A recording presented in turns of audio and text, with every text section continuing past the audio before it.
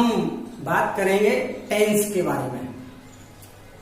How to, विशेष रूप से how to translate your thoughts from Hindi to English. ऐसा क्यों? क्योंकि हम हिंदी में सोचते हैं, फिर हमको उन्हें इंग्लिश में ट्रांसलेट करना होता है, या हमारे सामने कोई सेंटेंस आता है हिंदी का, फिर हमें उसे इंग्लिश में ट्रांसलेट करना होता है। तो हमको कैसे ट्रांसलेट करना है, इसको जानने के लिए हमको टेंस आना बहुत जरूरी होता है। टेंस मीन्स वैसे होता है काल, समय। टेंस 3 तरह के होते हैं, प्रेजेंट टेंस, पास्ट टेंस और फ्यूचर टेंस। अब जो भी हमने बोला है, हम जो भी बोलते हैं वो इन्हीं 3 टेंस में से एक में होता है। या तो प्रेजेंट में होता है, या हो चुका है वो पास्ट में होता है, जो होगा वो फ्यूचर में होगा। तो इन तीनों टाइप के जो सेंटेंस हैं, और ये जब ट्रांसलेट किए जाते हैं तो इनको हम टेंस कहते हैं।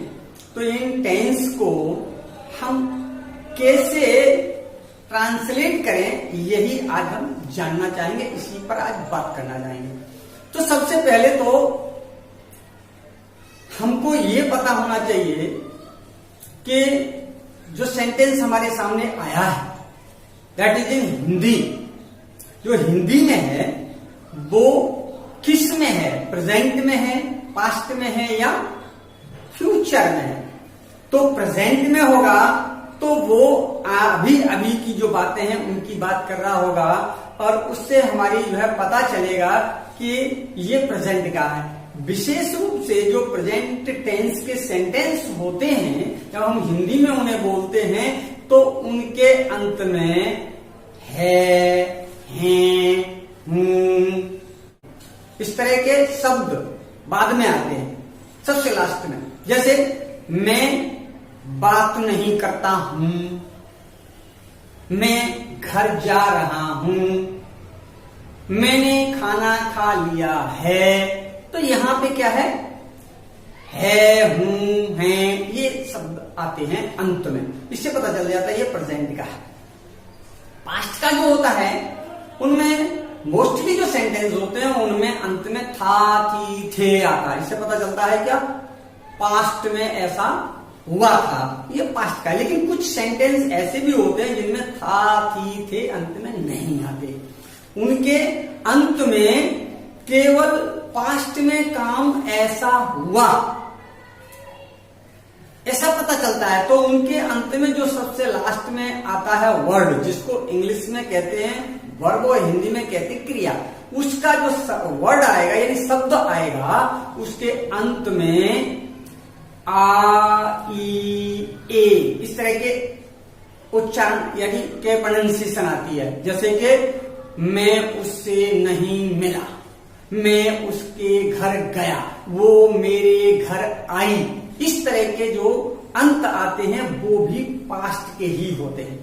हाथी के तो होता है, ये भी इस टाइप के भी सेंटेंस जो होते हैं वो भी पास्ट के होते हैं। अब आती बात फ्यूचर की। तो जो फ्यूचर के सेंटेंस होते हैं वो सब आगे जो कुछ होगा उसके बारे में जानकारी देते हैं। तो उनके जो अंत होते हैं वो गा, गी, गे आते हैं उनमें। जैसे क्या है, मैं उसके घर जाऊंगा, वह मुझसे मिलने आएगा, हम उनसे बात नहीं करेंगे। इस तरह के जो अंत हैं, तो इस तरह के जो अंत होंगे वो फ्यूचर के सेंटेंस होते हैं।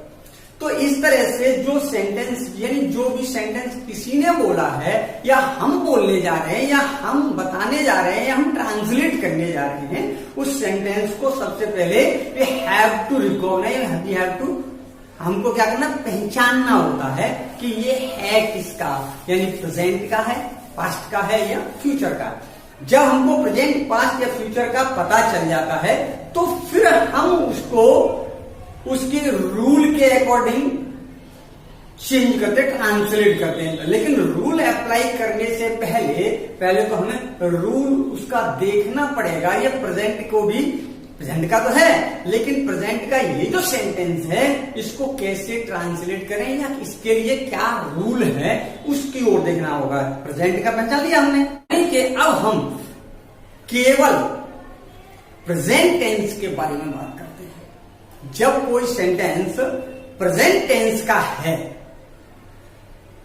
या आगे पास्ट में भी या फ्यूचर में भी होगा, तो वो जो टेंस हैं वो प्रेजेंट के, पास्ट के या फ्यूचर के 4 डिवीजन में बटे होते हैं, यानी 4 अलग अलग और प्रकार के होते हैं, यानी 4 काइंड्स और बन जाती है, प्रेजेंट की, पास्ट की और फ्यूचर की। प्रेजेंट का या पास्ट का या फ्यूचर की जो 4 अलग काइंड्स वो क्या हो जाती हैं? इंडेफिनिट, कंटिन्यूअस और परफेक्ट। इंडेफिनिट यानी जो डेफिनिट नहीं है, अभी अनिश्चित की स्थिति में है, यानी पूरी की पूरी घोषणा सही से ठीक से नहीं कर रहा है, यानी केवल स्टेटमेंट दे रहा है, वो प्रेजेंट इंडेफिनिट होता है, या पास्ट इंडेफिनिट होता है, या फ्यूचर इंडेफिनिट। तो इंडेफिनिट, फिर कंटिन्यूअस, कंटिन्यूअस मतलब लगातार, जो चल रहा है या चल रहा था या चल रहा होगा, तो कंटिन्यूअस। उसके बाद में परफेक्ट, परफेक्ट का मतलब पूर्ण, कंप्लीट, जो काम हो गया है, हो गया था या हो गया होगा, यानी हो चुका है, हो चुका था या हो चुका होगा, इस तरह का होता है वो परफेक्ट होता है। इसके बाद में आता है परफेक्ट कॉन्टिन्यूअस। परफेक्ट कॉन्टिन्यूअस का मतलब जो परफेक्ट है और कॉन्टिन्यूअस भी है। परफेक्ट का मतलब पूर्ण भी है, कॉन्टिन्यूअस मतलब जारी भी है, चल भी रहा है, या चल भी रहा था या चल भी रहा होगा। तो यानी मतलब उसका है कि ऐसी सूचना देता है ये वाला सेंटेंस कि काम का कुछ हिस्सा हो गया है, हो गया था या हो गया होगा, और बाकी का हिस्सा अभी जारी है, चल रहा था या चल रहा होगा। तो इस तरह के जो सेंटेंस होते हैं उनमें रहा है, रही है, रहे हैं, रहा था, रही थी, रहे थे, रहा होगा, रही होगी, रहे, इस तरह के साथ साथ में हमारा समय भी दिया होता है। तो इस तरह के जो सेंटेंस है 4 तरह डिवीजन में इनको बांटा जाता है। तो बात अब हम फिर दोबारा से आते हैं, वही बात, ये ओवरऑल की हमने बात की। अब हम फिर से बात करते हैं सिर्फ प्रेजेंट टेंस के बारे में। तो सिर्फ प्रेजेंट टेंस के बारे में जब हम बात करें तो सबसे पहले हमको सेंटेंस जो हमने पहचान लिया है कि ये प्रेजेंट टेंस का है, तो उसको दोबारा से पहचानना है कि वो इंडेफिनिट का है, फिर या कंटिन्यूअस का है, या परफेक्ट का है, या परफेक्ट कॉन्टिन्यूअस का है। तो पहचानने के लिए सबसे पहले क्या प्रेजेंट इंडेफिनिट का होगा, तो उसके अंत में ता है, ती है, ते हैं आ जाएगा, तो वो प्रेजेंट इंडेफिनिट का है। अब प्रेजेंट इंडेफिनिट का है तो फिर उसके ऊपर प्रेजेंट इंडेफिनिट का ही रूल अप्लाई होगा। प्रेजेंट इंडेफिनिट का पहचान लिया हमने कि ये प्रेजेंट इंडेफिनिट का है, तो रूल क्या है प्रेजेंट इंडेफिनिट का? देखिए रूल बहुत सिंपल है। बहुत सारे लोग क्या है बहुत लंबे उसमें पढ़े चले जाते हैं तो मुश्किल हो जाता है समझना। सिंपल समझना है। सेंटेंस को ट्रांसलेट करने के लिए हमको 2 चीजें केवल जाननी होंगी कि किस टेंस में हमको क्या हेल्पिंग वर्ब यूज करनी है और कौन सी वर्ब की फॉर्म यूज करनी है। बाकी चीजों से ज्यादा लेना देना नहीं, क्योंकि बाकी चीजें सब में एक जैसी होती है। कैसे? जब हम कोई ट्रांसलेट करते हैं कोई सेंटेंस तो सबसे पहले सब्जेक्ट, वर्ब और फिर उसके बाद ऑब्जेक्ट एंड अदर्स। तो हमारे सब्जेक्ट तो सब में है, वर्ब फिर ऑब्जेक्ट और फिर अदर्स। तो सब्जेक्ट और ऑब्जेक्ट और अदर्स तो वैसे ही हैं जैसे थे, लेकिन वर्ब में आता है मेन बात आती है मेन वर्ब में। तो हर टेंस के अकॉर्डिंग हेल्पिंग वर्ब और वर्ब की फॉर्म चेंज हो जाती है। तो हमको यहां ध्यान रखने वाली जो चीज होती है वो होती है यही कि कौन सी वर्ब की फॉर्म आएगी और कौन सी हेल्पिंग वर्ब आएगी। तो प्रेजेंट इंडेफिनिट का अगर सेंटेंस है तो सबसे पहले उसमें ये देखो कि सब्जेक्ट उसका सिंगुलर सब्जेक्ट है या फिर ही, सी, इट, इनमें से कोई सब्जेक्ट है और सेंटेंस सिंपल है, यानी अफर्मेटिव है तो फिर इसमें वर्ब की फर्स्ट फॉर्म में एस या ईएस जोड़ेंगे। वर्ब की फर्स्ट फॉर्म में एस या ईएस जोड़ेंगे। ईएस तब जोड़ेंगे जब उनके वर्ब के जो वर्ड्स हैं उनके अंत में, उनके लास्ट की जो स्पेलिंग है, जैसे CH, TH, S, HH, O यानी ओवेल, तो फिर हम उसमें ES जोड़ते हैं, अदरवाइज S जोड़ते हैं। ये बात सिंपल की है। लेकिन वही प्रेजेंट इंडेफिनिट के सेंटेंस अगर नेगेटिव या इंटेरोगेटिव हो जाएं तो फिर हेल्पिंग वर्ब हमको लगानी होती है और वर्ब की फर्स्ट फॉर्म लगती है। हेल्पिंग वर्ब कैसे? अगर subject singular he she it आएगा तो फिर डज हेल्पिंग वर्ब और वर्ब की फर्स्ट फॉर्म। सब्जेक्ट अगर प्लूरल आया या फिर आई वी यू दे आया तो फिर, और सेंटेंस अफर्मेटिव है तो फिर प्रेजेंट इंडेफिनिट में कोई हेल्पिंग वर्ब नहीं लगती और ना ही कोई एस या ईएस लगता, सिर्फ वर्ब की फर्स्ट फॉर्म लगती है। सिंपल। वर्ब की फर्स्ट फॉर्म के साथ डू हेल्पिंग वर्ब लगाते हैं और इस तरह से हम बनाते हैं ये इंटेरोगेटिव और नेगेटिव की पोजीशन। नेगेटिव होगा तो डू नॉट डज नॉट हो जाता उसी के हिसाब से, और जब इंटेरोगेटिव होता है तो वही डू डज आगे आ जाता है। और इस तरह से हम उसको, फिर बाकी की चीजें सब सेम रहती हैं, subject, verb, object and others, और इस तरह से हम ट्रांसलेट कर लेते हैं। अब आ जाते हैं प्रेजेंट कॉन्टिन्यूअस में। तो प्रेजेंट कॉन्टिन्यूअस में क्या करना है? प्रेजेंट कॉन्टिन्यूअस में पहचान लिया हमने। कैसे पहचानेंगे? इसके अंत में आएगा रहा है, रही है, रहे हैं। इससे जब हमने पहचान लिया तो फिर आएगा फिर वही बात कि क्या वर्ब की फॉर्म और कौन सी हेल्पिंग वर्ब लगाएंगे। तो जो प्रेजेंट कॉन्टिन्यूअस होगा उसमें singular subject he she it के साथ इज हेल्पिंग वर्ब और वर्ब में आईएनजी जोड़ेंगे।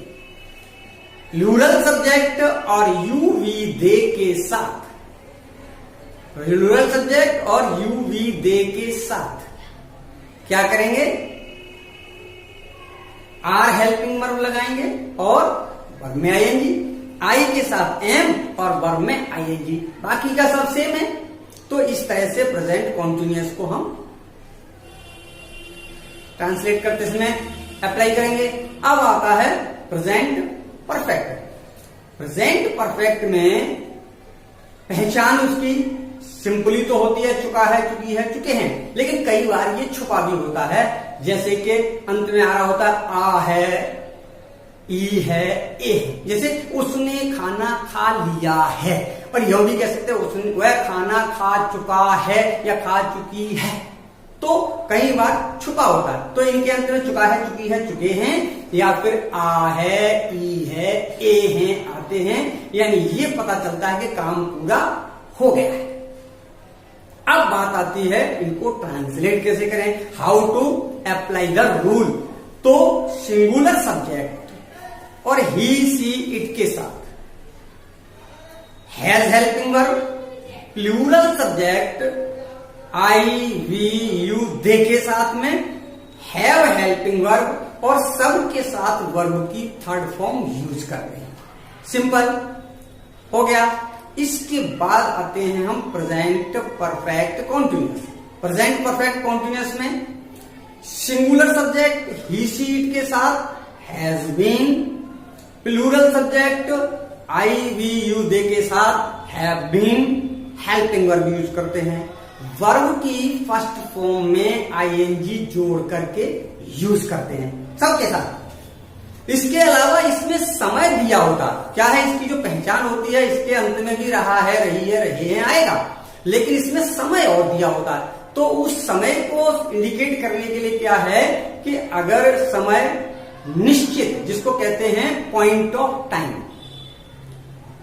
हो, जैसे शुरू होने का समय दिया हो, बजे के रूप में, दिन के रूप में, डेट के रूप में, तो सिंस यूज करते हैं। अगर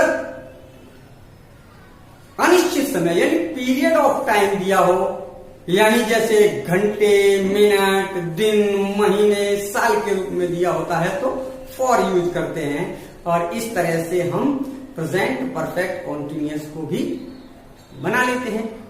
एक और चीज जो कि सेंटेंस अफर्मेटिव, इंटेरोगेटिव और निगेटिव, तो जब हम सेंटेंस को ट्रांसलेट करें और सेंटेंस निगेटिव हो, सिर्फ निगेटिव, तो हेल्पिंग वर्ब अगर एक वर्ड की है तो उसके जस्ट बाद में नॉट लगाएंगे। अगर दो वर्ड की है तो उसमें दोनों के बीच में लगाएंगे। जैसे हैज बीन, हैव बीन, तो उसके बीच में हेल्पिंग वर्ब लगा देंगे। जब सेंटेंस इंटेरोगेटिव होता है तो उस कंडीशन में क्या करते हैं कि हेल्पिंग वर्ब अगर एक वर्ड की है तो उसे भी सबसे शुरू में ले आते हैं, यानी सब्जेक्ट से पहले ले आते हैं। अगर डब्ल्यूएच फैमिली हो तो सबसे पहले डब्ल्यूएच फैमिली का वर्ड लगेगा, फिर उसके बाद में हेल्पिंग वर्ब लगेगी। अगर दो वर्ड की है तो भी उसका जो पहला वाला पार्ट है, जैसे हैज बीन, तो हैज बीन में से हैज को आगे ले आएंगे और बीन को वहीं छोड़ देंगे जहां पर उसको होना चाहिए, यानी कि वर्ब से पहले होना चाहिए उसे। तो बीन को वर्ब से पहले छोड़ देंगे और हैज को या हैव को आगे ले आते हैं। तो इस तरह से क्लियर हो गया। निगेटिव है तो हेल्पिंग वर्ब के बाद में नोट लगा दीजिए, दो वर्ड की है तो उनके बीच में कर दीजिएगा। और इंटेरोगेटिव के लिए हेल्पिंग वर्ब को या हेल्पिंग वर्ब का पहला वाला हिस्सा उसको सब्जेक्ट से पहले ले आते हैं और इस तरह से सेंटेंस इंटेरोगेटिव हो जाता है। अब इंटेरोगेटिव निगेटिव है तो फिर सेंटेंस इंटेरोगेटिव वाले रूल से बनाएंगे। बस इतना रहेगा कि वर्ब से पहले नोट आएगा। अगर दो वर्ड की थी तो उसमें जो छूट गया है, यानी हैज बीन का बीन छूट गया, तो बीन से पहले नोट लगा देंगे, बाकी का इंटेरोगेटिव वाले तरीके से ही कर देंगे। इस तरह से आप सेंटेंस निगेटिव और इंटेरोगेटिव और इंटेरोगेटिव निगेटिव बना सकते हैं। तो आप प्रेजेंट टेंस क्लियर हो चुका है।